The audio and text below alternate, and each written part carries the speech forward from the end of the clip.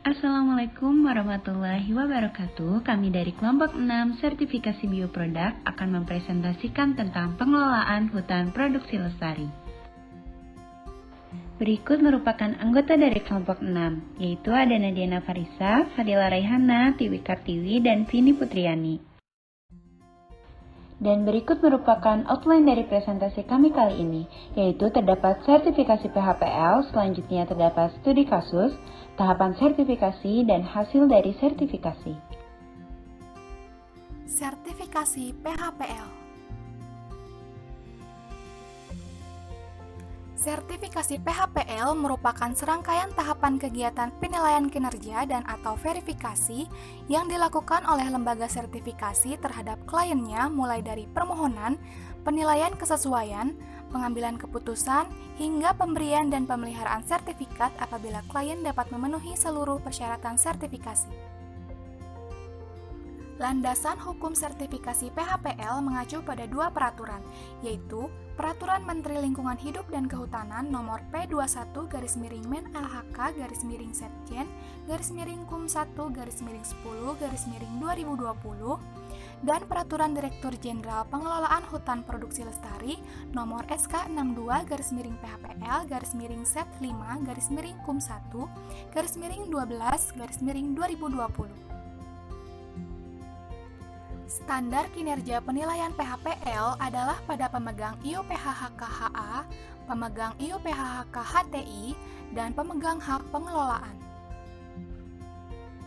IUPHHK-HA atau Izin Usaha Pemanfaatan Hasil Hutan Kayu Hutan Alam adalah izin untuk memanfaatkan kayu alam pada hutan produksi yang kegiatannya terdiri dari pemanenan atau penebangan, penanaman, pemeliharaan, pengamanan, dan pemasaran hasil hutan kayu.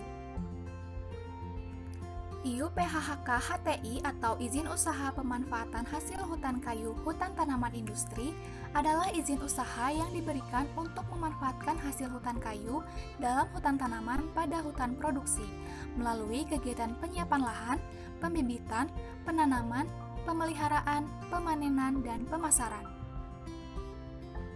Pemegang hak pengelolaan adalah badan usaha milik negara bidang kehutanan yang mendapat pelimpahan penyelenggaraan pengelolaan hutan sesuai dengan ketentuan peraturan perundang-undangan.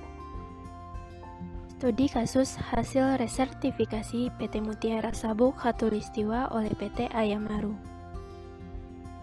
Berikut ini merupakan lembaga penilai pengelolaan hutan produksi lestari, yaitu PT Ayamaru Sertifikasi, dengan nomor akreditasi yang berlaku dari 2 September 2018 sampai dengan 1 September 2022. Standar yang digunakan adalah Permen LHK nomor P30 tahun 2016 dan Peraturan Direktur Jenderal PHPL nomor P15 tahun 2016 dengan beberapa lampiran yang terkait. Tata cara penilaian PHPL yaitu terdapat bobot verifier dengan nilai dominan 2 dan kodominan 1. Untuk bobot indikator baik berbobot 3, 2 untuk sedang, dan 1 untuk buruk. Nilai indikator terdapat kriteria baik di mana nilai verifier lebih besar dari 80% tanpa ada nilai verifier dominan yang buruk. Nilai sedang untuk nilai verifier antara 60-80% dan nilai buruk ketika total nilai verifier kecil dari 60% dan terdapat verifier dominan bernilai buruk. Untuk nilai akhir kinerja bernilai baik ketika total nilai indikator lebih besar dari 80% tanpa ada verifier dominan buruk dan memenuhi standar verifikasi LK.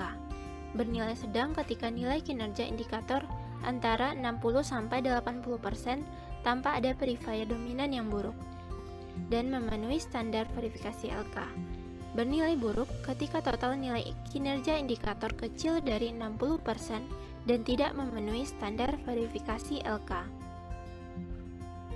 Selanjutnya, identitas pemegang IUPHK-HA dengan nama pemegang izinnya adalah PT Mutiara Sabuk Khatulistiwa dan mendapat keputusan Menteri Kehutanan berupa 2 SK IUPHK-HA dengan luas areal 44.433,66 hektar dan berlokasi di Kabupaten Indragiri Hilir, Provinsi Riau. Baik, berikutnya saya akan menjelaskan tahapan sertifikasi PHPL di PT Mutiara Sabuk Katulistiwa. Tahapan sertifikasi PHPL PT Mutiara Sabuk Katulistiwa diawali dengan audit tahap 1 atau rencana kerja penilaian, yaitu berupa kegiatan pengumpulan dokumen dan penyusunan rencana mengenai kesiapan audit lapangan, penetapan jadwal lapangan, dan komunikasi melalui telepon dan email. Lalu tahap yang kedua yaitu mobilisasi tim audit PT Ayam Haru Sertifikasi dari Jakarta ke Pekanbaru lalu ke Basecamp Distrik Gaung Kiri. Nah, setelah itu akan dilakukan koordinasi dengan instansi kehutanan atau entry meeting, yaitu melapor ke Dinas Lingkungan Hidup dan Kehutanan Provinsi Riau dan BPHP Wilayah 3 Pekanbaru terkait rencana audit resertifikasi penilaian kinerja PHPL IUP-HHK-HA PT Mutiara Sabuk Katulistiwa. Dan yang keempat yaitu pertemuan pembukaan berupa penyampaian rencana audit mengenai tujuan, ruang lingkup, jadwal, metodologi, dan prosedur penilaian. Tahap yang kelima yaitu konsultasi publik dilakukan dengan menampung aspirasi, saran, dan masukan dari masyarakat sekitar areal terkait kegiatan operasional IUP-HHK-HA PT Mutiara Sabuk Katulistiwa. Tahap yang keenam yaitu audit dokumen yang merupakan kegiatan penelusuran dokumen hasil kinerja PHPL yang meliputi semua aspek terkait. Tahap yang ketujuh yaitu observasi lapangan dilakukan dengan tujuan memperoleh bukti fisik pelaksanaan PHPL dari aspek prasyarat, produksi, ekologi, sosial, dan VLK atau verifikasi legalitas kayu. Lalu tahap yang ke-8 yaitu pertemuan penutupan yang merupakan kegiatan penyampaian hasil audit dan klarifikasi temuan lapangan oleh auditi.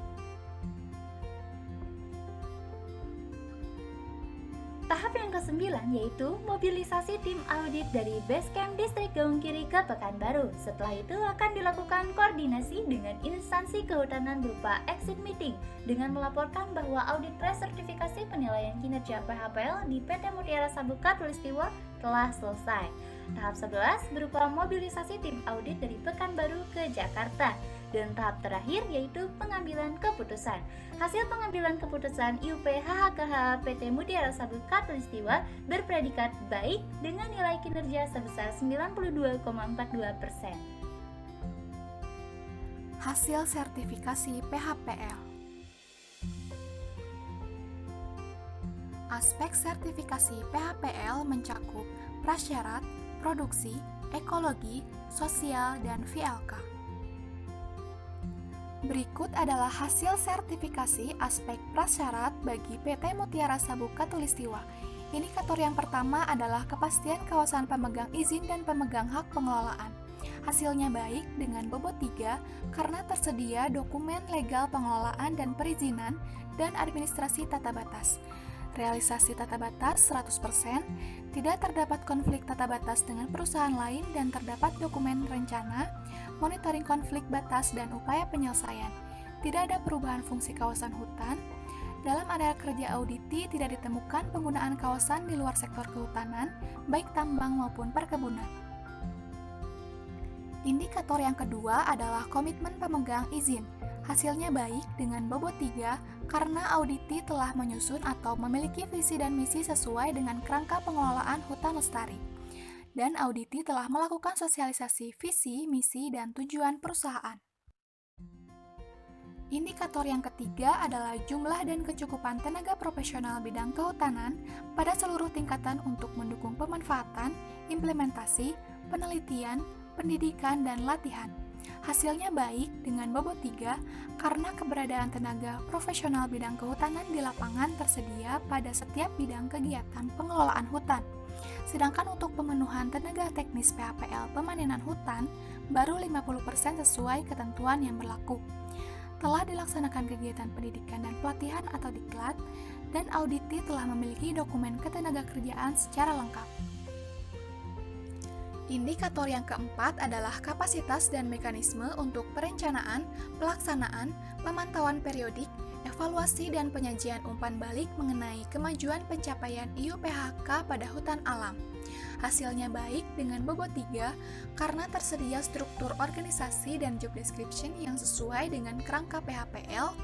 Auditi memiliki peralatan SIM yang digunakan dalam rangka PHPL yang didukung oleh petugas khusus yang menangani SIM di lapangan, Auditi memiliki SPI di dalam struktur organisasi yang telah melaksanakan internal audit tahun 2018 dan terdapat keterlaksanaan tindak koreksi dan pencegahan manajemen berbasis hasil monitoring dan evaluasi. Indikator yang kelima adalah persetujuan atas dasar informasi awal tanpa paksaan. Hasilnya sedang dengan bobot 2 karena kegiatan RKT yang akan mempengaruhi kepentingan hak-hak masyarakat setempat telah mendapatkan persetujuan atas dasar informasi awal yang memadai. Auditi baru melaksanakan kegiatan sosialisasi tata batas pada 6 desa dari 8 desa binaan atau sekitar 75%. Baru sebagian masyarakat yang menyetujui program PMDH yang disampaikan dan masyarakat menyetujui keberadaan kawasan lindung, NKT, dan HCS. Berikut adalah hasil sertifikasi aspek produksi bagi PT Mutiara Sabu Katulistiwa. Indikator yang pertama yaitu penataan areal kerja jangka panjang dalam pengelolaan hutan lestari. Hasilnya baik dengan bobot 3 karena terdapat dokumen RKU PHHKHA berbasis IHMB periode tahun 2010 hingga 2019. Penataan areal kerja di lapangan telah sesuai dengan rencana yang telah dibuat dan auditi telah melaksanakan kegiatan pemeliharaan tanda batas blok dan peta kerja. Indikator yang kedua yaitu tingkat pemanenan lestari untuk setiap hasil hutan kayu, utama, dan nir kayu pada setiap tipe ekosistem. Hasilnya baik dengan bobot 3 karena terdapat data potensi dari hasil IHMB untuk seluruh areal baik areal tebang habis dengan perbudahan buatan dan tebang pilih tanam Indonesia. Lalu terdapat peta rencana jalur survei, peta kelas hutan, dan lain sebagainya. Hasil analisis riap sudah dilaporkan kepada Badan Penelitian dan Pengembangan Kehutanan. Indikator yang ketiga yaitu pelaksanaan penerapan tahapan sistem silvikultur untuk menjamin regenerasi hutan. Hasilnya sedang dengan bobot 2 karena SOP seluruh tahapan sistem silvikultur sudah lengkap, namun SOP sistem TPTI belum mendetail. Auditi tidak melakukan pemanenan sesuai dengan perhitungan yang ditentukan dan auditi hanya melakukan pemanenan di areal THPB, sedangkan areal TPTI tidak dipanen. Indikator yang keempat yaitu ketersediaan dan penerapan teknologi ramah lingkungan untuk pemanfaatan. Hasilnya baik dengan bobot 3 karena tersedia SOP pemanfaatan hutan ramah lingkungan untuk seluruh kegiatan pengelolaan hutan. Lalu terdapat penerapan teknologi ramah lingkungan di lapangan dari sebelum pemanenan, saat pemanenan, dan pasca pemanenan. Jumlah limbah yang dihasilkan dari proses produksi dapat diminimalisir. Indikator yang kelima yaitu realisasi penebangan sesuai dengan rencana kerja penebangan, pemanenan, pemanfaatan pada areal kerjanya. Hasilnya baik dengan bobot 3 karena peruntukan areal pada dokumen rencana jangka pendek dan jangka panjang untuk areal THPB, TPTI, dan kawasan lindung sudah sesuai. Lalu terdapat implementasi peta kerja berupa penandaan pada seluruh batas blok tebangan, dipanen, dimanfaatkan, ditanam, dipelihara, beserta areal yang ditetapkan sebagai kawasan lindung. Indikator yang keenam yaitu tingkat investasi dan reinvestasi yang memadai dan memenuhi kebutuhan dalam pengelolaan hutan, administrasi, penelitian dan pengembangan, serta peningkatan kemampuan sumber daya manusia. Hasilnya adalah sedang dengan bobot 2, karena sumber yang digunakan untuk menghitung realisasi anggaran adalah Audited Financial Highlight yang merupakan perusahaan tidak terakuntan publik. Selisih antara proporsi biaya produksi dengan proporsi biaya kegiatan sosmas itu sangat besar, yaitu 52,52%, dan tata waktu realisasi alokasi dana masih belum sesuai dengan yang direncanakan. Selanjutnya terdapat aspek ekologi untuk indikator pertama, yaitu keberadaan, kemantapan, dan kondisi kawasan lindung pada setiap tipe hutan, yang bernilai baik dengan bobot 3. Karena alokasi kawasan dilindungi sesuai dengan dokumen perencanaan, terdapat batas wilayah, kondisi tutupan lahan hutan sebesar 83,83%, terdapat upaya memperoleh pengakuan dari masyarakat sekitar, dan tersedianya laporan hasil kegiatan pengelolaan kawasan lindung. Kedua, terdapat indikator perlindungan dan pengamanan hutan yang bernilai baik dengan bobot 3, karena terdapat prosedur dan pengamanan hutan yang telah memenuhi standar teknis dan juga telah memiliki sarana dan prasarana terkait perlindungan dan pengamanan hutan yang sesuai dan tersedia SDM untuk perlindungan hutan. Dan juga kegiatan perlindungan hutan telah dilakukan dengan secara maksimum. Ketiga, terdapat indikator pengelolaan dan pemantauan dampak terhadap tanah dan air akibat pemanfaatan hutan yang bernilai baik dengan bobot 3, karena tersedianya prosedur sebagai acuan kerja untuk pelaksanaan kegiatan, tersedianya sarana dan prasarana untuk kegiatan, kebutuhan ganis binhut yang sudah sesuai ketentuan, terdapat rencana kegiatan pengelolaan dan juga terdapat rencana kegiatan pemantauan. Yang keempat, terdapat indikator identifikasi spesies flora dan fauna yang dilindungi dan atau langka, jarang, terancam punah, dan endemik yang bernilai baik dengan bobot 3 karena tersedianya prosedur untuk identifikasi flora dan fauna dan juga terdapat implementasi kegiatan untuk identifikasi flora dan fauna baik pada kawasan lindung maupun areal efektif produksi. Kelima, terdapat indikator pengelolaan flora untuk luasan tertentu dari hutan produksi yang tidak terganggu dan bagian yang tidak rusak, juga perlindungan terhadap spesies flora dilindungi dan atau jarang, langka, dan terancam punah maupun endemik yang bernilai sedang dengan bobot 2. Karena tersedianya prosedur pengelolaan flora, terdapat rencana kegiatan untuk pengelolaan flora dilindungi yang mengacu pada RKL, tapi terdapat tekanan terhadap kondisi flora dilindungi sebagai akibat adanya areal terbuka pada kawasan lindung. Yang keenam, terdapat indikator pengelolaan fauna untuk luasan tertentu dari hutan produksi yang tidak terganggu dan bagian yang tidak rusak.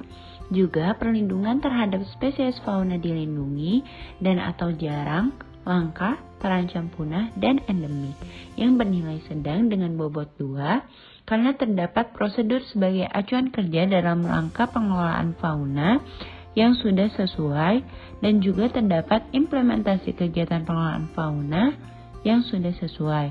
Namun berdasarkan tingkat keanekaragaman jenis, maka jenis satwa liar di kawasan lindung PT Mutiara Sabuk Katulistiwa dapat dinyatakan kurang baik.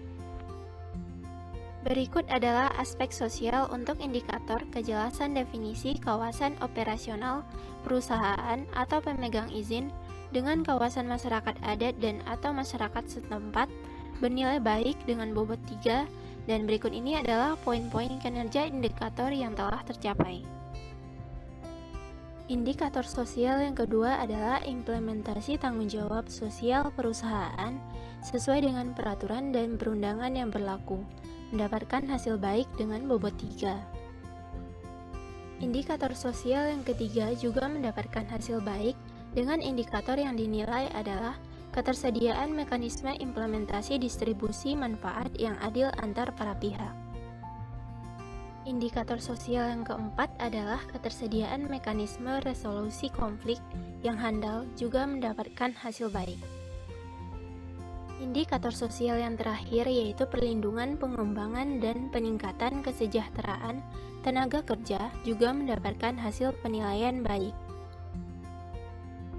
Selanjutnya, terdapat hasil resertifikasi aspek verifikasi legalitas kayu atau VLK. PT Mutiara Sabuk Katulistiwa telah memenuhi kriteria atau indikator sebagai berikut. Berikut merupakan hasil sertifikat dari PT Mutiara Sabuk Katulistiwa.